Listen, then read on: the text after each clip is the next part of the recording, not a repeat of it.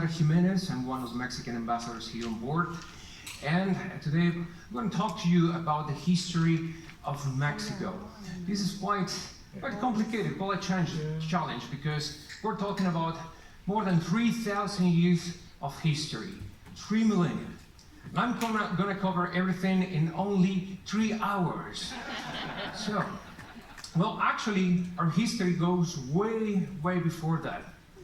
Because 65 million years ago, a 6-mile wide asteroid struck the Yucatan Peninsula and wiped out the dinosaurs. So, this gave way to mammals and therefore humans, but let's come a little bit closer. Let's look at this map. This is, well, you can see there, in this corner we have the map of Mexico. And the area of green is this, what we call Mesoamerica, or the middle of America. And this is where we find the most important civilizations in our history. But just to mention that, here on the left,